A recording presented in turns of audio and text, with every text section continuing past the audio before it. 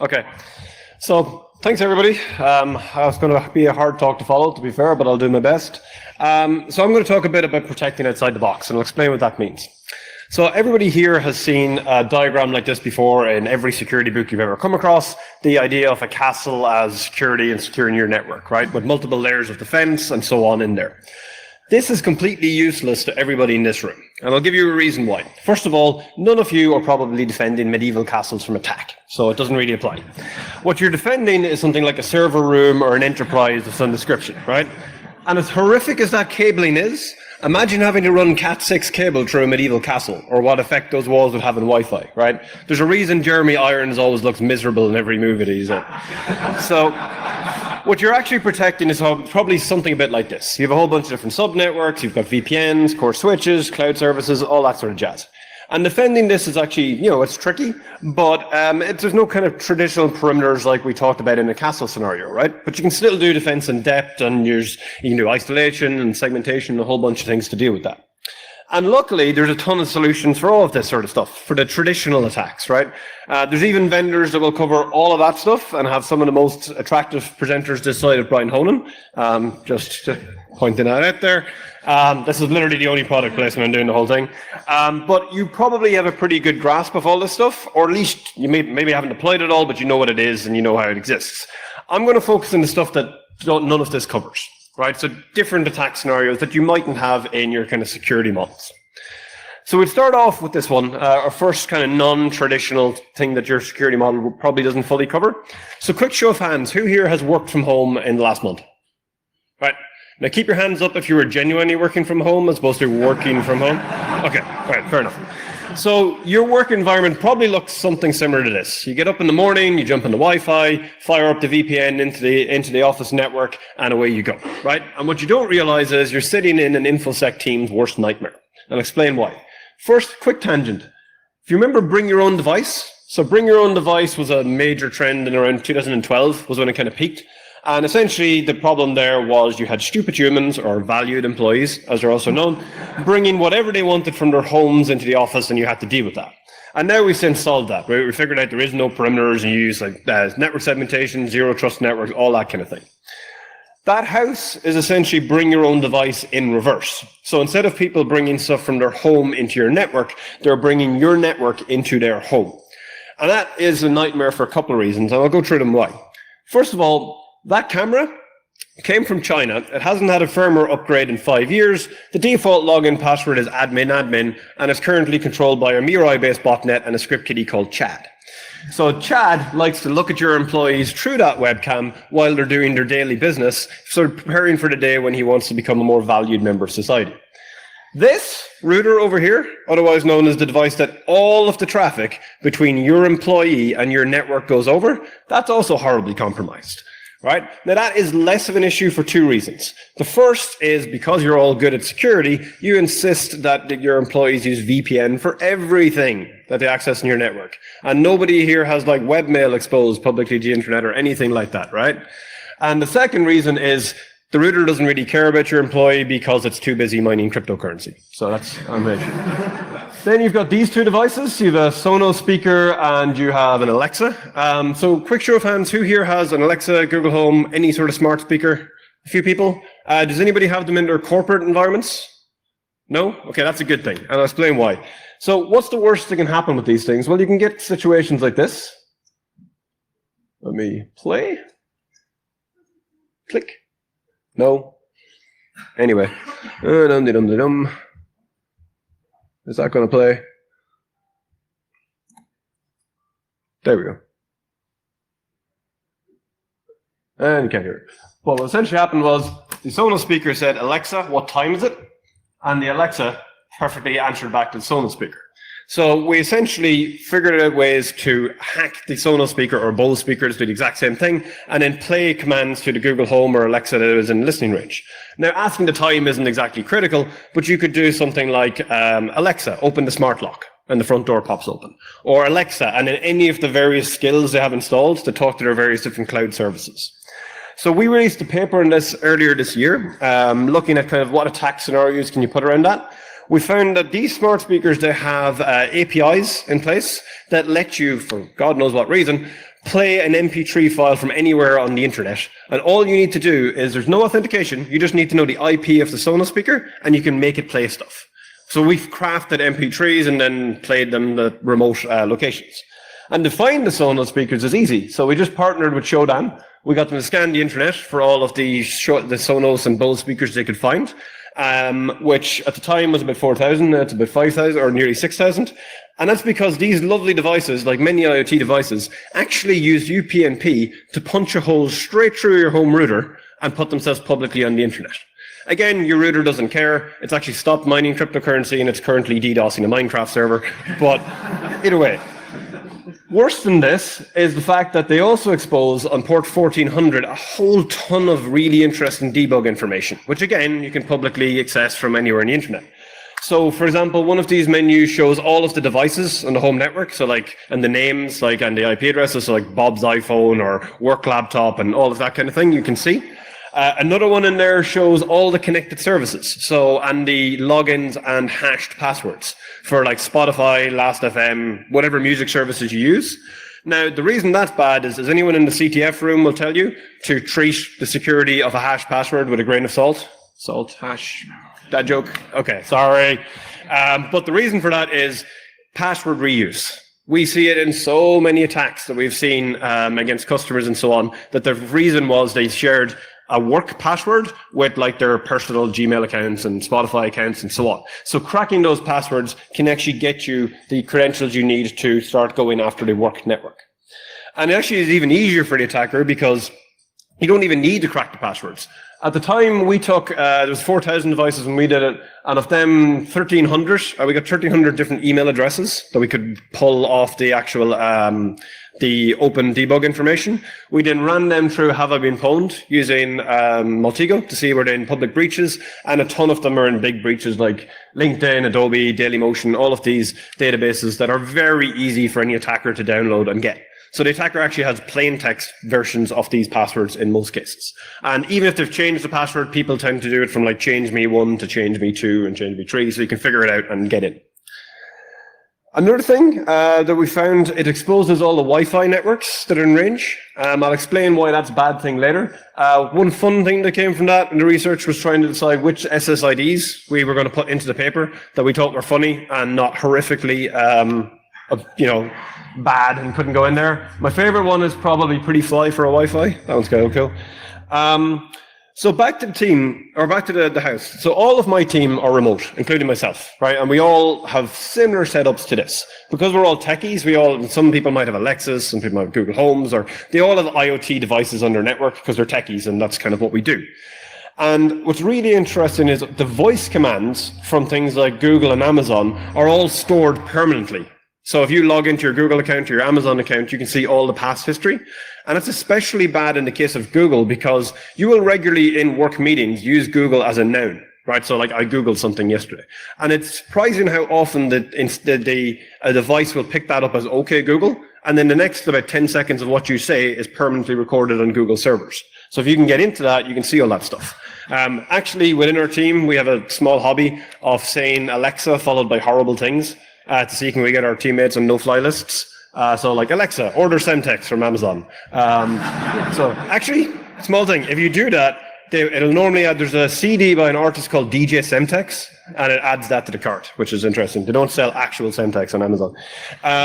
So today's home is very much the new mobile office, and we encourage people to work from home because it's a good work-life balance. But you need to treat your employees working from home essentially like a plague zombie, right? Don't think of them as working on a possibly compromised network. Assume that your employees, if they're working from home, are essentially connecting to you from a Starbucks cafe beside the DEF CON security conference. If you can cope with that level of risk in your attack profiles, then you can have this thing secured properly. Also, employees are also on the move, right? So nowadays when we walk around, we essentially walk around with a personal area network, or they're called body area networks in some cases, on us at all times. So things that are on, in, or your body, or backpacks and things like that. So in my case, a Fitbit, phone, laptop, iPad, that sort of thing. The first of them, we'll focus on mobile phones, because these can be very bad, and things can happen with them. In my case, so when I travel, my mobile phone becomes my hub. that essentially I do all my work through, right? So when I was coming up on the train from Cork yesterday, I would spin up a hotspot and then I would VPN my iPad and laptop through it. My Fitbit's communicating to it the whole time. It's talking to a whole bunch of different cloud services at the same time. And you might think, okay, well, fair enough, you can do the exact same thing with Wi-Fi. If you say that, you have never taken a train through Offaly in your life. I'm pretty sure broadband in Offaly is controlled by smoke signals, probably through burning turf. But this is going to get worse because in the next 2 or 3 years, as 5G rolls out, the speed increase of 5G will probably even mean that phones will take the place of mobile broadband in kind of rural locations, right? The speed will be good enough. And of course, with a mobile device, yes, your employees can get malware on it. There's the bring your own device issue, but there are things that, like that word cloud I showed you earlier, there's AV and stuff that can deal with that. But there's other things that AV won't help you with. So for example, one of the things that employees do a lot of on their work phone is check their email, right? And for email, you have a whole bunch of filters on the Exchange server that will block phishing links and so on. How many people here have SMS interception set up for their employees in work? Probably nobody, because it's considered wiretap and it's generally legal, right? But think of this attack scenario, right? An attacker crafts an SMS for either a target attack or a more widespread one. They then send it to your employee when your employee is in the office network on their mobile phone. The employee then clicks on the link in that SMS because, frankly, employees always click on the link in the SMS with a bit of social engineering. And now the attacker can completely compromise that device. So, of course, they could just install malware, but I'm not really interested in that. What's more interesting is they're already on your network at this point, or the employee is on your network with their mobile phone at this point. And even with something like a simple URL, there's a bunch of different router attacks and like web server attacks and so on your internal network that you can exploit with a single URL. Or certainly if you can run JavaScript, you most definitely can hit some of these and change settings on them. And even if you have AV on the phone, you have like email security, checking for phishing links, you have gateway security so that you can't get out to malicious links. None of that stops the SMS getting in. And once the SMS gets in, you're on a trusted device on the network connecting to another trusted resource in the network. So it's very unlikely that that will kind of be stopped. And this stuff does happen, right? So we've seen this back since 2016. There was a series of attacks on using SMS across multiple countries, which is interesting because it worked for multiple mobile providers. And they were doing essentially targeting ZTE, D-Link, and TP-Link modems. And they would use JavaScript simply to log in with default username and passwords, change the DNS settings to something malicious, and then away they go. And, click on. So another thing in security models around phones that you mightn't have thought about, and this won't be news for a lot of people in the room, but it will be for others. When you walk around, your mobile is constantly broadcasting all of the SSIDs it's ever tried to connect to before, right? And there's also sites like Wiggle that just take war driving information and nicely graph that all out. So you put the two together and you can geolocate networks that people have been on. Where that comes in on the employee side and targeting your organization is an attacker, now this is a more targeted situation, but they can essentially sniff the employees going in and out of your building, see all the SSIDs they went to, and they can get things like obviously the houses where your employees live, but also like what customer networks do they go to for the sales guys, like who are your customer base, who are your partners that they visit, what hotels do they stay at, all of that information about employees, which can be a goldmine for really kind of targeted corporate espionage type stuff. And that sort of physical level of surveillance is probably outside the scope for many people in this room, but for others in this room, it definitely isn't. So things like if you're a bank for doing like a tiger kidnapping, right, knowing exactly where the CEO lives and that kind of thing, you can do with this.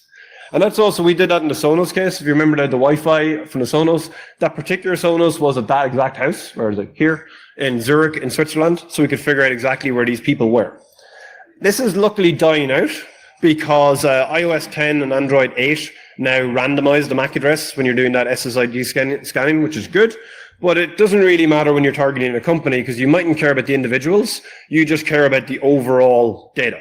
So like of all the people going into the building, they've all accessed this network, this network, this network. That's probably the three major customers of this organization, right? So you can do a lot of meta information. Also, when we talk about body area networks, another one that's probably out of scope, but this is just too fun not to show. Anyone know what this is? Or if I zoom in, know what that is? So that's a US military base in Helmand province in Afghanistan. Now, generally speaking, armies don't put up maps of their bases on the internet, and they certainly don't color code them with heat maps of where everybody has walked. And the reason that this happened was there's a company called Strava, which essentially take data from things like your Fitbit and other vendors, and they produce a data set which they put completely publicly on the internet of all of the heat maps of everybody who'd ever walked and used their product. Now, luckily it was anonymized, so you couldn't tell like this person is walking from here to here. But for your business, you could simply take your business and see all the routes people take to your business, which would then identifies the homes of all of your employees. Pretty simple, right? Now, luckily this got a lot of negative press when it came out in January, so it's unlikely to be repeated, right? So people will have learned from this. Nope. This is 6 months later. Polar, a company that do pretty much the exact same thing as Strava, they take your fitness data and so on. They did the same thing. They published it all on their site, but they made it worse because you could click on any individual, you could see their corresponding Facebook account and everywhere that they had walked anywhere in the world since 2014, along with their heart rate information at the same time, right? That is not good. Right, so obviously you can figure out where people live because it's where they sleep. You could take a building of interest. You can see all the paths that people take to and from it. So you can, again, profile the company in very, very interesting ways. You can even check their heart rates if you wanted to know, you know, why did the guy's heart rate spike for 5 minutes before he went to sleep last night, right? Doing exercise, right, anyway, exercise. So, but I'm not saying that you need to kind of factor in things like employees' locations in your risk models, because maybe it matters, maybe it doesn't, or key employees, it certainly might. What I'm saying is, when you see new popular apps and devices, like fitness bands, apps, and things that your employees are talking about, or just friends of yours are talking about, think about how does that apply to my risk models? Do I have to factor that in? So something like a fitness band is in this scenario as well. Or even if you've ever had to piece together what you did the night before by checking Google Timeline, then same thing. If you compromise somebody's Google account, you see all that location information as well. Like they're in the office at 9 o'clock, then they went to a meeting with the supplier, then they came back to the office, then they went to here, then you add all that information if you compromise the personal accounts of your employees. So far, everything I've talked about has been more device-based. I'm now going to go on to something that is the number one cause for concern for anybody in InfoSec, which is, of course, humans. Right? And for some reason, HR generally don't let us patch humans. It's frowned upon. It's considered genetic testing, and you're not supposed to do it. But for the second part, I'm not going to talk about social engineering, because I think everybody here knows about that. What I want to talk about is how much your employees share about your organization online that makes you so much easier to target for an attacker, right? Now, this is something red teams and attackers know all about, but it's amazing how many companies I talk to that are customer of ours, they maybe bought like all our stuff, so they've got like all the firewalls and IDS and all that, but they have literally no policy in place about what their organization can share about them, or what their employees can share about the organization on social media. And why is that a bad thing? Well, nowadays we live in a culture of oversharing, right? So unless somebody likes it or plus ones it or so on, you don't feel validated. And people post far too much content online as a result. So you could be like the number one guy in your company knowing about checkpoint firewalls, right? But unless somebody has actually voted you up on LinkedIn, you don't care about that. Example of this. So here's a redacted LinkedIn profile just of a security engineer I came across. And his last 4 security roles are up here. And when we zoom in, you probably can't read that very well, he's even been nice enough to list the exact version numbers and product numbers of every security device at all of his past 4 vendors. That is a gold mine if you're an attacker. Now I know what exploit kits I need to use and everything else along those lines. Right, and I'm pretty sure this person may actually be in this room as well. So if you look around and there's a person fidgeting while trying to look natural, it's probably them. That's kind of the security equivalent to doing a fart in a room and looking at everybody else in disgust. You know, anyway. So another famous example is this one. Everything in capital letters here is a program from the NSA, which was not public until Snowden did his leaks. At least it wasn't public unless you checked this contractor's LinkedIn page, because he had all of them listed and what some of them do. Which is not good, right? So, and the same you can do for organizations when you target them on Facebook. So Facebook gives some very good search terms. So for example, here's all the people that work at Trend Micro. So I search for that. Here's the people who worked in Trend Micro and actually like Trend Micro. None of my team show up in this list, which I'm going to assume is down to good OPSEC and not shitty management. But if you want to target a company, for example, you can say, okay, show me all the people, because you can chain these searches very easily in Facebook. Show me the people who work for company X that are based in Ireland that have IT admins somewhere on their Facebook page, and then maybe like a certain music artist. Then you just profile the guy, see when he posts updates, especially during work hours. That's probably like when he's on his break and he always checks Facebook. You hit him a phishing email for the thing he likes, like a music artist or tickets or something at that exact time, and he is going to open it on his work laptop. And he's going to be highly likely to open it because you know all about his personality because you've read through his online social profile. And we see a lot of phishing attacks that work exactly this way. And the reason that works, and it's easy, is that there's a link here between the person and their organization. If you break that link, if you just say you're not allowed to say that you work for Trend Micro on Facebook, right, it becomes harder. Not impossible to do this, but still harder for people to actually target you. So if you have these policies in place.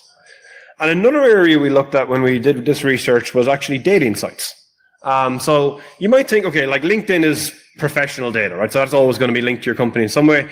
Facebook probably shouldn't be, but it's a gray area. But dating sites, you're not going to see anything that could compromise an organization, right?